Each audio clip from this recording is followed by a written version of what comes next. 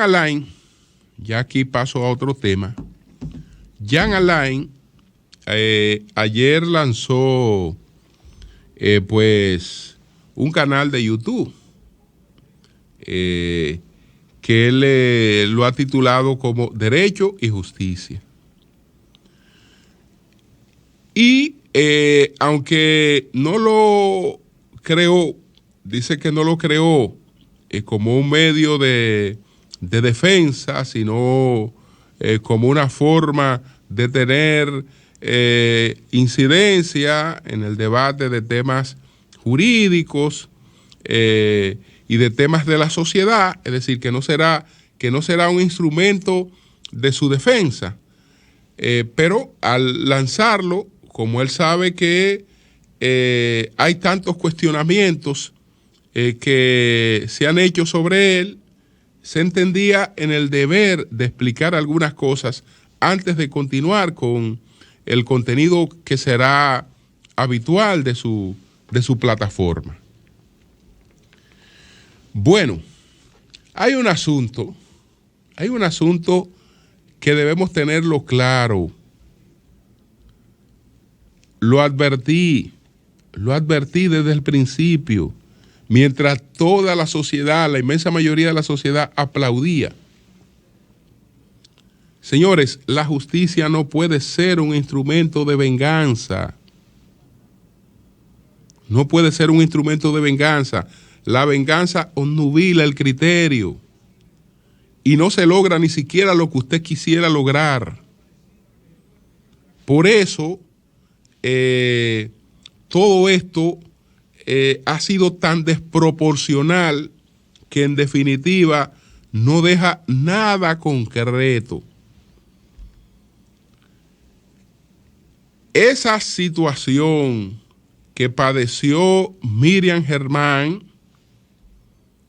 que todo el mundo sabe que nosotros criticamos duramente esa desconsideración que padeció Miriam Germán. Jamás podemos estar de acuerdo con que una persona sea objeto de ese tipo de acechanza, por ejemplo.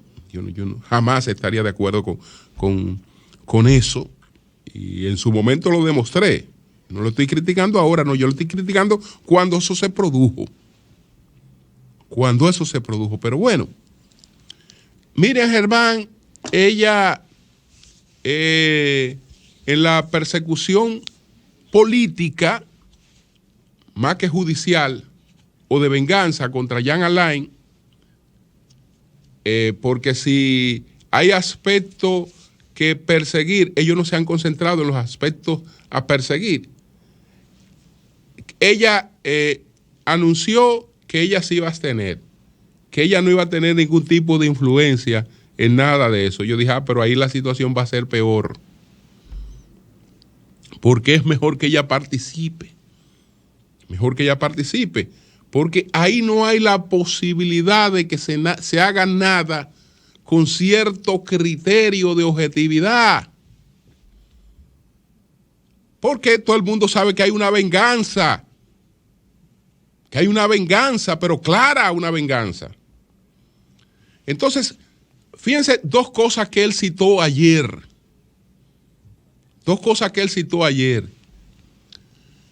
¿Cuál fue la base de la medida de coerción?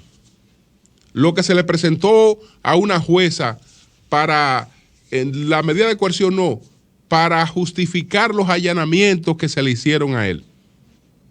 Miren, a este caballero sustrajo unos drones o unos antidrones que tiene la Procuraduría General de la República, que adquirió 3 antidrones. Estos antidrones son para protegerse de ataques de drones. En un acto público puede estar un líder o puede estar cualquier persona o una residencia o una zona puede ser atacada por un dron, como ya ha ocurrido. Entonces, habían 3 antidrones de esos que lo adquirió la Procuraduría.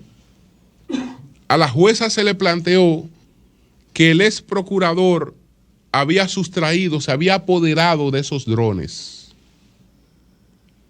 Resulta que de los 3 drones, había uno que estaba en su caja en los almacenes de la Procuraduría y habían 2 que estaban en la Guardia Presidencial, es decir, que lo usa la Guardia Presidencial del presidente Abinader, los usaba la Guardia Presidencial del presidente Medina.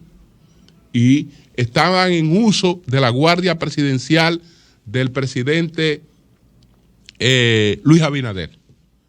Es decir, que se apeló a una mentira porque ellos tenían las certificaciones de dónde estaban esos aparatos para justificar el allanamiento. ¿Por qué allanarlo? Bueno, porque él tiene propiedades de la Procuraduría.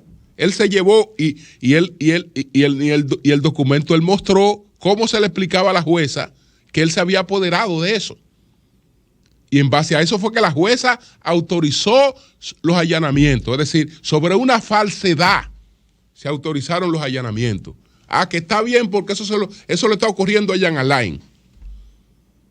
O cualquiera diría, pero eso le ha ocurrido a Pedro de tal.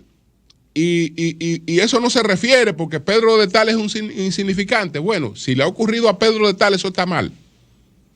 Pero sobre la base de una falsedad que la evidenció ahí claramente. Lo otro, también lo hemos dicho.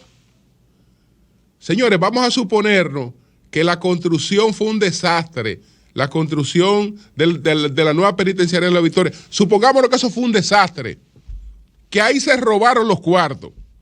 Bueno, si se robaron los cuartos, desde luego que la autoridad que pagó para que eso se hiciera tenía que garantizar que eso se hiciera, tiene responsabilidad. Pero, ¿y los constructores? ¿Y los constructores? Es decir, ¿puede una obra tener vicios? Y los vicios son atribuibles al que ha contratado, no al que se comprometió a hacer una obra sin vicios. Entonces, ¿qué pasa? Que mostró también la cantidad de contratos que la actual Procuradora General de la República ha suscrito con las mismas personas que supuestamente tuvieron todos esos vicios. Y a pesar de que supuestamente hubo todos esos vicios, a esas personas se les reconoció un pago adicional por más de 200 millones de pesos de lo que tenían contratado, al comprobar la Procuraduría que habían llevado su inversión más allá de ahí. Más allá de ahí.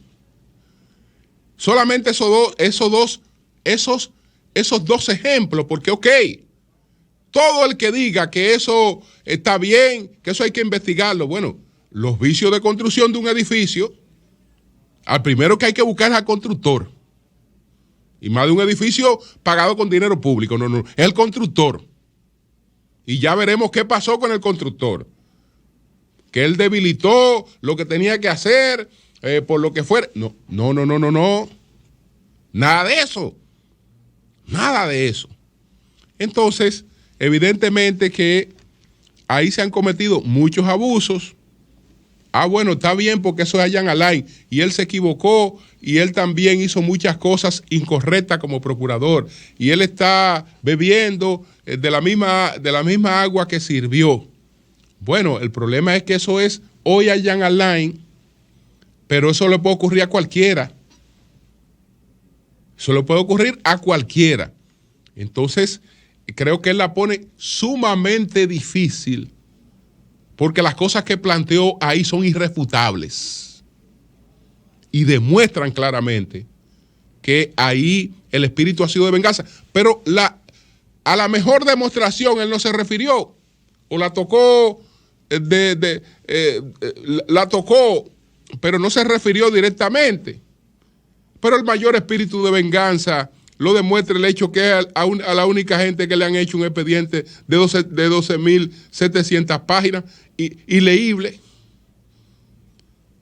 que tienen meses leyéndolo y no se sabe cuándo van a terminar de leerlo, la supuesta acusación.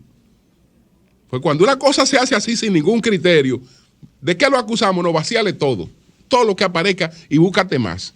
12.700 páginas, un absurdo. No 3 o 4, no 6 páginas, vamos a acusarlo de esto, de manera puntual y vamos a demostrar esto y esto y esto. No. 12.700 páginas para no demostrar nada. Para no demostrar absolutamente nada.